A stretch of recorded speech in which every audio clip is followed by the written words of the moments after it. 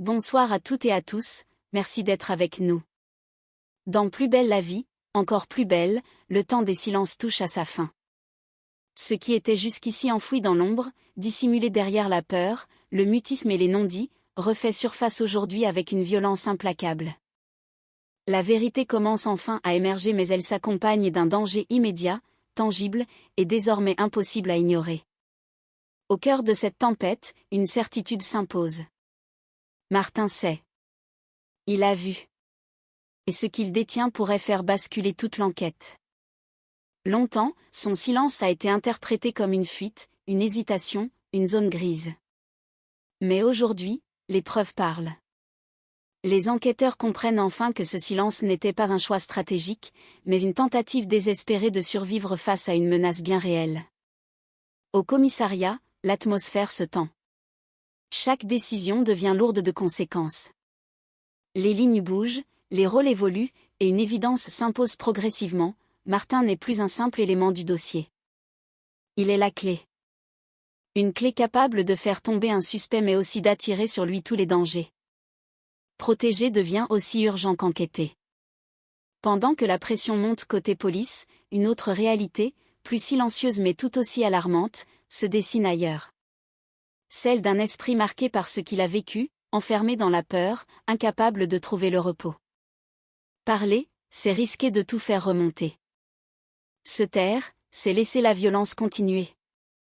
Le dilemme est total, profondément humain.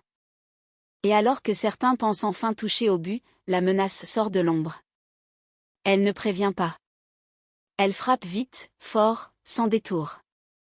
En quelques secondes, l'espoir vacille, laissant place à une urgence absolue. Cette fois, il ne s'agit plus seulement de vérité ou de justice. Il s'agit de sauver une vie.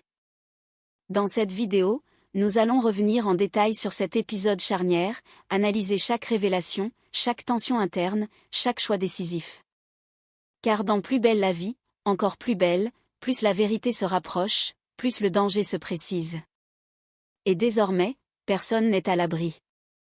Dans Plus belle la vie, encore plus belle, la pièce manquante est désormais en place, et elle fait basculer toute l'enquête dans une nouvelle urgence. La preuve est irréfutable. Les éléments réunis confirment que Martin a bien assisté à la scène de crime. Il n'est plus seulement un adolescent en fuite, ni même un jeune impliqué malgré lui. Il est celui qui a vu, celui qui sait. Cette réalité, longtemps redoutée, devient officielle et ne laisse plus aucune échappatoire possible. Face à cette confirmation, Hubert Joseph tranche sans détour. Pour lui, il n'y a plus de débat. Martin est un témoin capital. Ces mots résonnent lourdement dans le commissariat, car ils impliquent à la fois une opportunité majeure pour l'enquête et un danger extrême pour l'adolescent. Un témoin capital, c'est une clé pour faire tomber un suspect mais aussi une cible potentielle. Hubert demande alors à Idriss Salem et Stanislas de faire venir Martin au commissariat pour un interrogatoire. L'objectif est clair: obtenir son récit, comprendre précisément ce qu'il a vu, et consolider un dossier qui pourrait enfin faire éclater la vérité. Mais derrière cette décision se cache une inquiétude partagée par tous. Martin est-il seulement en état de parler? Car le véritable enjeu n'est plus juridique, il est humain. Martin est profondément traumatisé, encore prisonnier de la peur et du choc. Le convoquer, c'est risquer de le braquer, de le faire replonger dans l'horreur qu'il tente désespérément de fuir. Mais ne pas l'entendre, c'est laisser un crime impuni et un réseau potentiellement actif. La question reste donc en suspens, lourde de conséquences. Martin va-t-il accepter de parler, de revivre l'impensable pour aider la justice? Ou son silence, dicté par la peur et l'instinct de survie, va-t-il encore retarder une vérité que tout le monde attend, au risque de mettre encore plus de vies en danger? Dans Plus belle la vie, encore plus belle, pendant que l'enquête s'intensifie au commissariat, une autre inquiétude, plus silencieuse mais tout aussi alarmante, se joue au Mistral. Au calme, Myrta Torres se confie à Thomas Marcy. Elle lui parle de l'état de Martin, qu'elle juge profondément préoccupant. La nuit a été terrible.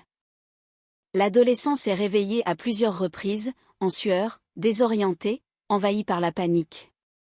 Son sommeil est haché, instable, comme si son corps refusait de s'abandonner au repos, toujours prêt à faire face à un danger invisible. Pour Thomas, le constat est immédiat. Ces manifestations ne sont pas anodines. Elles ressemblent fortement à des crises d'angoisse, typiques d'un état de stress intense et prolongé. Ce ne sont pas de simples cauchemars passagers. C'est le signe d'un traumatisme qui continue d'agir, même lorsque tout semble redevenu calme autour de lui. Mais ce n'est pas tout.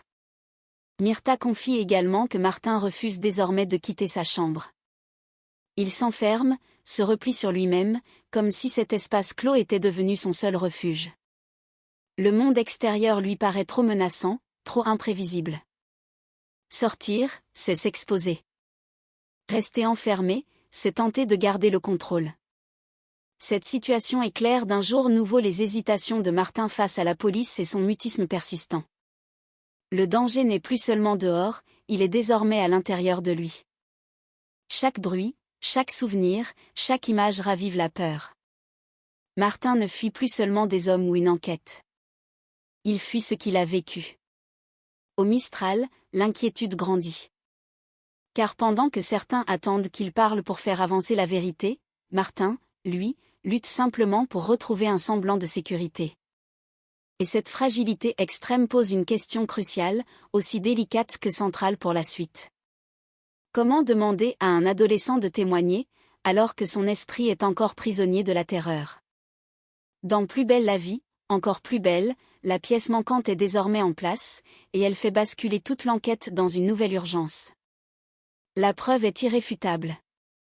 Les éléments réunis confirment que Martin a bien assisté à la scène de crime. Il n'est plus simplement une personne en fuite, ni quelqu'un impliqué malgré lui. Il est celui qui a vu, celui qui sait. Cette réalité, longtemps redoutée, devient officielle et ne laisse plus aucune échappatoire possible. Face à cette confirmation, Hubert Joseph ne laisse plus place au doute. Pour lui, le constat est clair. Martin est un témoin capital.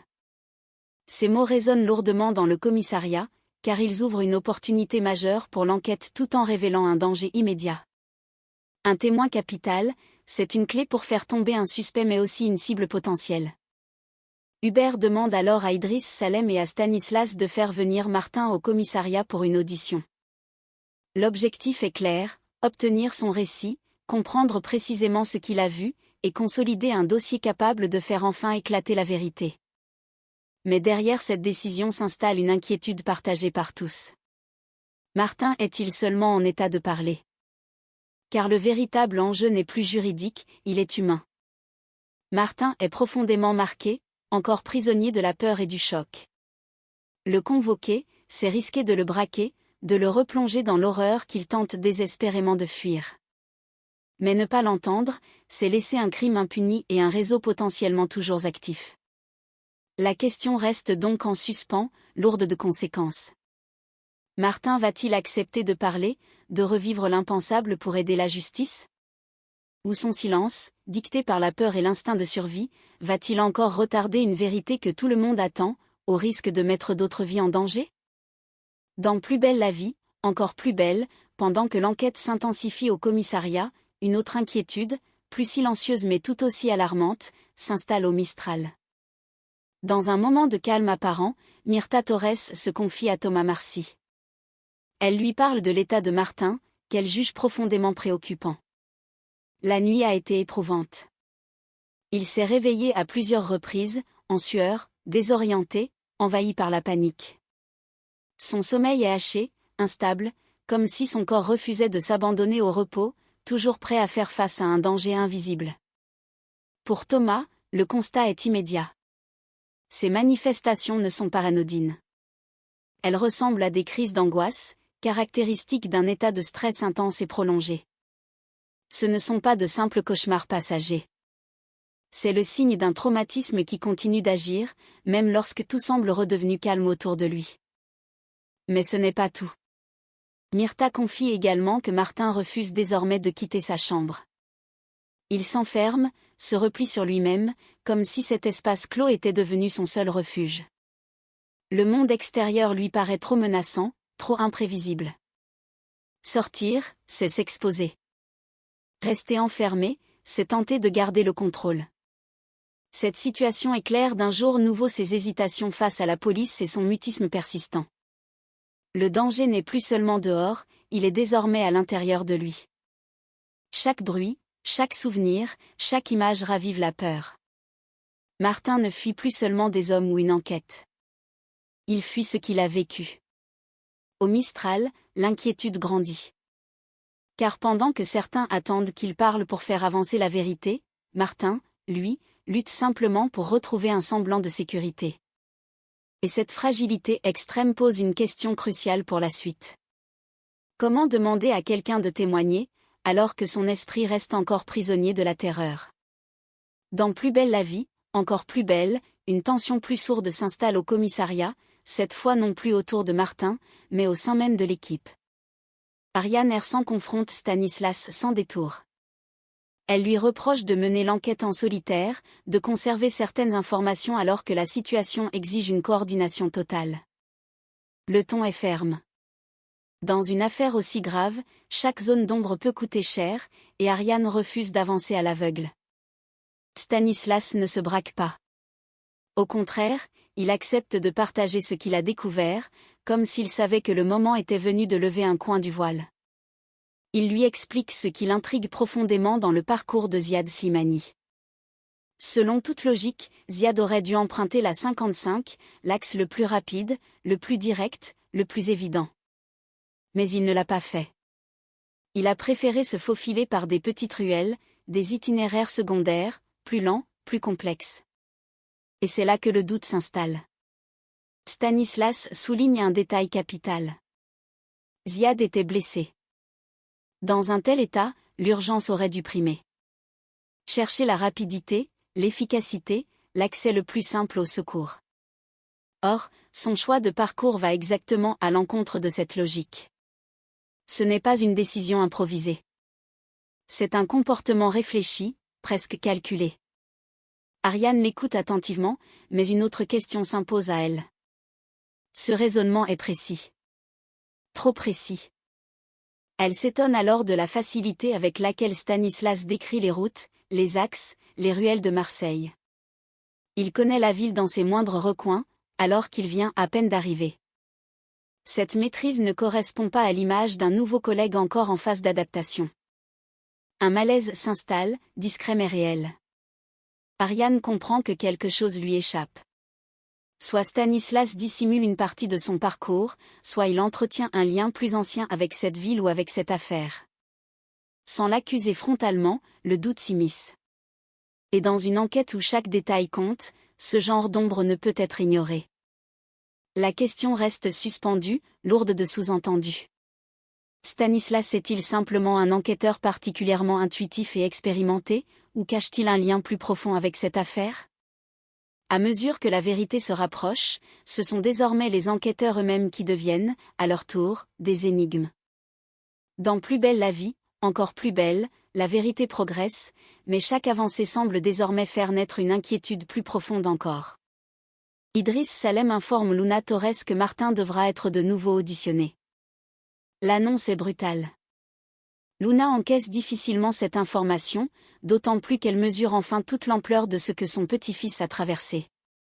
L'idée qu'il ait très probablement assisté à un meurtre la bouleverse. Ce n'est plus seulement une disparition inquiétante ou une situation mal comprise. C'est un traumatisme d'une violence extrême. Submergée par l'angoisse, Luna met des mots sur la peur qui la ronge depuis des heures. Elle demande à Idriss s'il pense que Martin se tait par crainte de représailles. Cette question, lourde de sens, traduit une intuition terrible. Si Martin ne parle pas, ce n'est pas par refus d'aider. C'est parce qu'il a peur pour sa vie. Idriss ne cherche pas à édulcorer la réalité. Il lui répond que cette peur est bien réelle. Martin sait qu'il a vu trop de choses, qu'il détient une vérité dangereuse. Mais aussitôt, Idriss pose un cadre clair. Il affirme qu'il fera tout pour empêcher que cette peur devienne une menace concrète. Sa promesse est ferme, presque solennelle. Il protégera Martin. Ces mots résonnent fortement pour Luna. Ils n'effacent ni la douleur ni l'angoisse, mais ils offrent un point d'appui. Pour la première fois depuis longtemps, elle sent que quelqu'un mesure réellement le danger et accepte d'en porter la responsabilité. Idriss ne parle plus seulement comme un enquêteur. Il parle comme un véritable protecteur. Cette scène marque un basculement essentiel. Martin n'est plus simplement un témoin fragile que l'on cherche à faire parler. Il devient une priorité absolue à sécuriser. Et tandis que l'enquête se resserre autour de la vérité, une certitude s'impose désormais. Si Martin accepte de parler, ce ne sera pas par contrainte, mais parce qu'il se sentira enfin suffisamment en sécurité pour le faire. Dans Plus belle la vie, encore plus belle, la fin de journée apporte un moment de calme trompeur, chargé d'une gravité nouvelle. Luna Torres remet à Martin les cours que Lucie lui a déposés. Un geste simple, presque banal, mais qui produit un effet immédiat. En ouvrant le courrier, Martin retrouve le sourire. Pour la première fois depuis longtemps, son visage se détend. Ces feuilles représentent bien plus que des leçons manquées. Elles sont le lien avec une vie normale, avec l'école, avec l'amitié, avec un avenir qui n'est pas uniquement fait de peur et de silence. Ce bref apaisement déclenche quelque chose de décisif. Martin saisit son téléphone et appelle aussitôt Lucie pour la remercier. Sa voix est plus posée, mais encore fragile. Il lui confie alors qu'il doit lui parler de quelque chose de très important. Le ton change. Il la prévient, sans détour. Après ce qu'il va lui dire, elle risque elle aussi d'être en danger. Puis les mots tombent, crus, irréversibles. Martin lui avoue ce qu'il garde en lui depuis le début. Il a vu 2 hommes se faire tuer. Il ne parle pas d'un soupçon, ni d'une rumeur. Il parle de scènes qu'il a vues de ses propres yeux, de violences auxquelles il a assisté, impuissant. À cet instant précis, Martin cesse d'être uniquement une personne marquée par ce qu'elle a vécu. Il devient pleinement conscient du poids de ce qu'il sait et des conséquences possibles pour ceux qui l'entourent. Cette confession marque un tournant majeur. En parlant à Lucie, Martin ne cherche pas seulement à se soulager. Il fait un choix. Celui de ne plus porter seul ce secret, même si cela signifie exposer quelqu'un qu'il aime au danger. Sa peur est toujours là, mais elle n'est plus paralysante. Elle se transforme en lucidité. La scène est lourde de sens. Tandis que la police tente encore de le faire parler dans un cadre officiel, c'est dans l'intimité d'une amitié que la vérité commence réellement à émerger. Et désormais, une certitude s'impose. Ce que Martin a vu ne le met pas seulement lui en danger. Cela pourrait aussi entraîner Lucie dans une spirale dont personne ne mesure encore toutes les conséquences. Dans Plus belle la vie, encore plus belle, tout bascule en quelques secondes, au moment précis où l'espoir semblait enfin reprendre le dessus. Après son appel à Lucie, Martin accepte finalement de se rendre au commissariat. Ce choix n'est pas anodin. C'est un pas immense pour quelqu'un encore prisonnier de la peur, mais qui décide malgré tout de faire confiance. Il n'y va pas seul. Luna Torres est à ses côtés, tout comme Idriss Salem. Cette présence est essentielle. Elle symbolise à la fois la protection, le cadre et la promesse que Martin ne sera plus livré à lui-même. Sentant l'angoisse monter à mesure qu'ils avancent, Idriss cherche à le rassurer. Il lui dit simplement qu'il est là maintenant. Ces mots comptent. Ils ne font pas disparaître la peur, mais ils donnent à Martin la force de continuer, de ne pas faire demi-tour, de tenir bon encore quelques instants. Et c'est précisément à cet instant que le pire surgit. Un motard déboule à toute vitesse. La scène est brutale, fulgurante, presque irréelle. Avant même que quiconque n'ait le temps de réagir, un coup de feu retentit. Le tireur vise Martin. Le message est clair, glaçant. Quelqu'un a décidé de le faire taire avant qu'il ne parle. Le temps semble se figer. Luna est pétrifiée. Idriss comprend immédiatement ce que cela signifie. La menace qu'il redoutait n'était pas théorique. Elle était bien réelle, tapie dans l'ombre, prête à frapper au moment le plus vulnérable. Une question reste suspendue, insoutenable. Martin a-t-il été touché? Ce cliffhanger marque un point de non-retour. L'enquête quitte définitivement le terrain du secret et du doute pour entrer dans celui du danger immédiat. Désormais, il ne s'agit plus seulement de faire parler un témoin. Il s'agit de sauver une personne devenue une cible, au cœur d'une affaire où la violence n'hésite plus à s'exposer en plein jour. Et alors que cet épisode se referme, une certitude glaçante s'impose. Rien ne sera plus jamais comme avant. La vérité est désormais trop proche pour être ignorée, trop dangereuse pour être révélée sans conséquence. Ce qui devait n'être qu'une étape dans l'enquête s'est transformé en point de rupture. Martin n'est plus simplement celui qui détient une information clé. Il est devenu l'enjeu central d'un affrontement silencieux entre la justice et ceux qui ont tout intérêt à la faire taire. Chaque pas en avant, chaque mot prononcé, chaque hésitation peut désormais coûter cher. Le danger n'est plus hypothétique. Il est réel, immédiat, prêt à frapper à nouveau. Du côté des enquêteurs, le doute s'installe. Peut-on encore avancer sans mettre des vies en péril?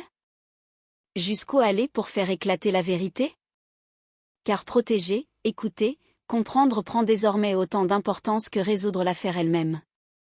Et dans cette course contre la montre, la moindre erreur pourrait être fatale. Ce cliffhanger laisse une question suspendue, insoutenable. Le coup de feu a retenti. La menace est sortie de l'ombre. Mais l'essentiel reste encore inconnu. Les prochains instants décideront de tout. De l'avenir de l'enquête. De l'équilibre des personnages. Et surtout, de la survie de celui qui sait trop. Dans Plus belle la vie, encore plus belle, la vérité avance, mais elle avance dans le sang, la peur et l'urgence. Et si une chose est sûre désormais, c'est que le silence n'est plus une option mais que parler n'a jamais été aussi dangereux. Merci d'avoir suivi cette analyse jusqu'au bout. Si vous souhaitez rester informé de la suite, des révélations à venir et des prochains rebondissements, n'hésitez pas à vous abonner, à partager votre ressenti en commentaire, et à rester connecté. La suite s'annonce plus sombre, plus tendue et absolument décisive. À très bientôt pour la suite.